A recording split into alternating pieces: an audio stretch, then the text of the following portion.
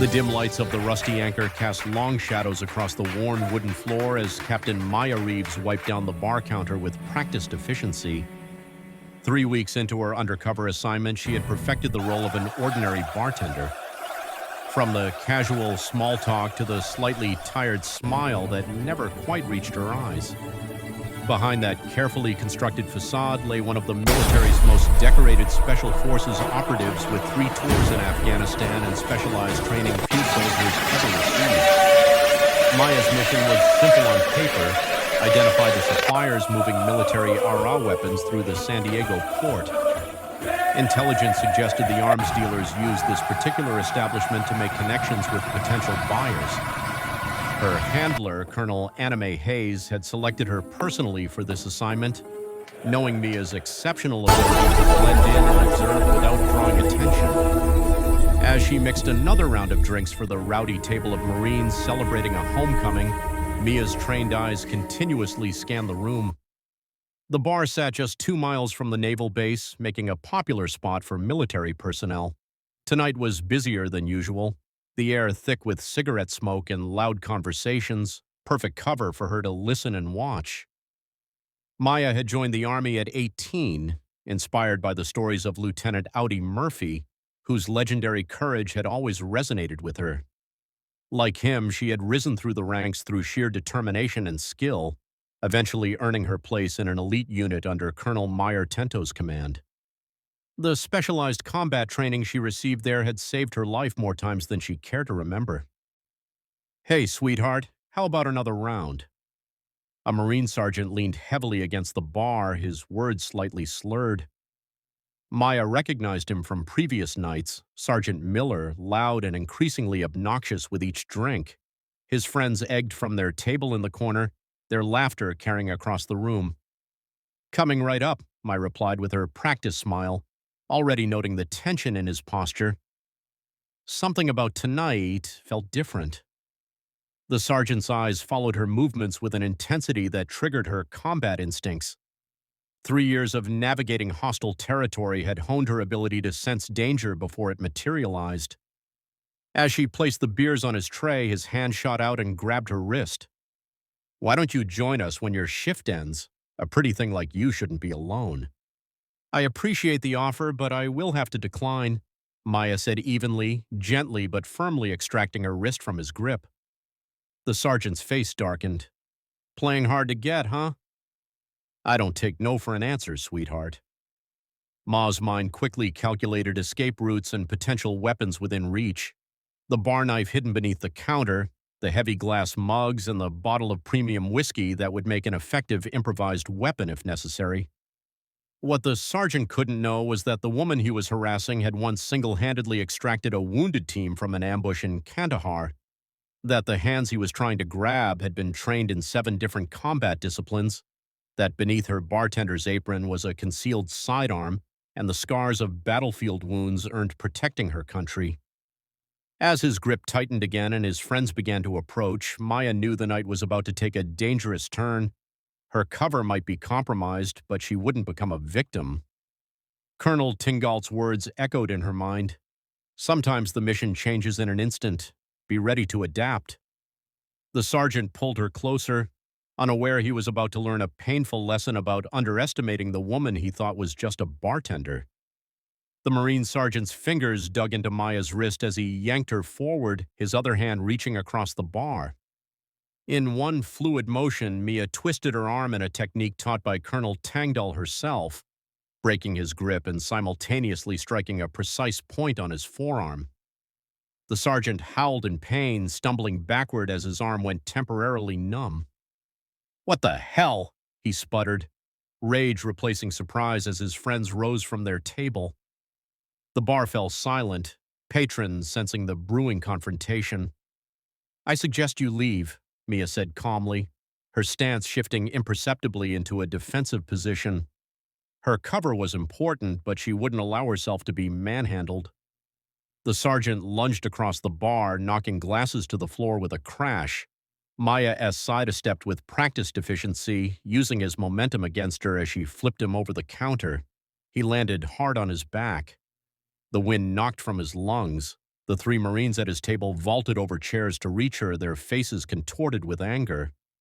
Maya grabbed a serving tray, deflecting the first Marine's wild punch before striking him precisely at the junction of neck and shoulder. He dropped to his knees, gasping. The second attacker hesitated just long enough for Mia to sweep his legs from under him. The third, more cautious, circled behind the bar. "You picked the wrong woman," Mia muttered, grabbing a bottle and smashing it against the counter. Not her preferred weapon, but it would do. The sergeant recovered, pulling himself up and reaching into his jacket.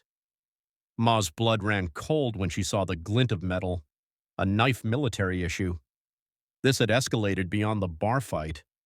The sergeant's eyes held something darker than drunken aggression. Recognition, perhaps, or purpose. "Who sent you?" he growled, lunging with the blade. Maya parried with the broken bottle, vati, glass slicing her palm as she deflected the attack. Blood dripped onto the floor as she kicked the bar stool into his path, buying precious seconds. The third Marine appeared behind her, locking his arms around her in a bear hug that lifted her off the ground. Drawing on training from countless close-quarter combat situations, Maya slammed her head backward, connecting with his nose. His grip loosened enough for her to drive her elbow into his solar plexus. As he doubled over, she spun free only to face the sergeant advancing with the knife. The door burst open and more Marines entered, friends of the sergeant, she assumed. Maya calculated her diminishing odds, backing toward the emergency exit. Her cover was compromised, but survival took precedence now. The sergeant smiled coldly. "You're not just the bartender, are you?" he said, low enough that only she could hear. "We've been watching this place, waiting for someone like you to show up." Mia's mind raced. This wasn't random harassment. They'd been looking for undercover operatives. The arms dealers had protection, perhaps military connections. The realization sent ice through her veins. The bar's back door crashed open and military police flooded in, weapons drawn. Leading them was Lieutenant Rodriguez, Colonel Hayes' liaison. Their eyes met briefly, recognition, concern, then professionalism taking over. "Everyone down, military police," Rodriguez shouted. The sergeant hesitated, knife still in hand before making a decision.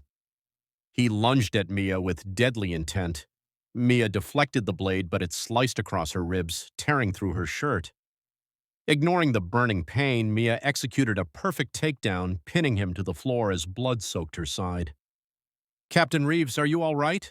Rodriguez was at her side, handcuffing the sergeant. Ma's cover was blown completely now. She pressed her hand to her bleeding side, watching as the other Marines were detained. The sergeant's eyes burned with hatred and something else. Knowledge. He knew they were waiting for someone undercover. This goes deeper than we thought. Outside, a black SUV pulled up and Colonel Anna Mahay stepped out, her face grim. Maya's mission had just transformed into something far more dangerous, a conspiracy reaching into the military itself with her now exposed identity at the center of the storm. Colonel Hayes' SUV sped through the night, Maya pressing a field dressing against her side in the backseat. The bleeding had slowed, but the implications of what happened at the bar cut deeper than any knife. "The sergeant is Thomas Miller, Force Recon," Colonel Hayes explained, passing Maya a tablet with a service record. Decorated twice in Afghanistan. No red flags until now. "He knew I was undercover," Ma said, scrolling through Miller's file. "Said they were watching the bar, waiting for someone like me, which means our operation is compromised at high levels," Hayes concluded grimly. "The weapons aren't just being sold. They're being protected by someone with military clearance." At the secure facility, medical staff treated Mia's wound while intelligence officers debriefed her. The knife had missed vital organs but required 15 stitches. By dawn, they had identified 3 more Marines connected to Miller, all with suspicious financial transactions. Colonel Reeves, Colonel Hayes entered with Lieutenant Rodriguez. "We've interrogated Miller. He's part of a network selling experimental weapons developed under Project Cerberus. The buyers are meeting tonight at the harbor." "With respect, Colonel, I should be there," Maya insisted, wincing as she stood. "That's exactly what I was going to suggest," Hayes replied, "but not alone. Miller has agreed to cooperate in exchange for considerations. Maya's eyes narrowed. You want me to work with the man who tried to kill me? He knows the players. You know how to catch them, Hay? Said firmly. Sometimes we make uncomfortable alliances to complete the mission. Hours later, Maya found herself in tactical gear beside Sergeant Miller, whose handcuffs had been replaced with a tracking device on his ankle. His face was bruised from their encounter, his eyes avoiding hers as they prepared. For what it's worth, I didn't know who you were at first. When I figured it out, I had orders. Save it, Maya replied coldly. Just do your job tonight, and maybe you'll see daylight again before you're 60. The harbor operation with high risk, a dozen officers positioned around the meeting point with Maya and Miller approaching as buyer and seller. The night air carried the sense of salt and diesel as they walked between shipping containers toward the rendezvous. 3 men waited by a nondescript van. 2 Maya recognized from intelligence photos, but the third made Miller freeze momentarily. That's Colonel Westfield, head of procurement for special projects, he whispered. Maya's heart sunk. Corruption reached higher than they had anticipated. She activated her transmitter, signaling the team. Show me the merchandise, she demanded, playing her role. Colonel Westfield smiled thinly. Show me the money first. The exchange proceeded according to plan until one of Westfield's men recognized Miller. Wait, something is wrong. That's Miller. He was arrested yesterday. Chaos erupted between the containers as Maya dove for cover, drawing her sidearm. Miller surprisingly moved to protect her, taking down one of the men as Westfield fled toward a waiting boat. Cover me, Maya shouted, pursuing Westfield while a tactical team engaged the others. The colonel reached the boat, engine roaring to life as Maya sprinted down the pier. With no other option, she holstered her weapon and ran faster, launching herself in a flying tackle that sent them both crashing into the vessel. They fought brutally, Westfield's military training evident in every move. He slammed Maya against the controls, her wound reopening as he struggled. When he reached for a concealed weapon, Mia struck decisively, rendering him unconscious with techniques taught by Colonel Tenal. Dom broke over the harbor as Mia delivered a handcuffed Westfield to Colonel Hayes, Miller standing nearby, having fought honorably alongside her when it mattered most. The weapons are secured, the network exposed, Hayes confirmed.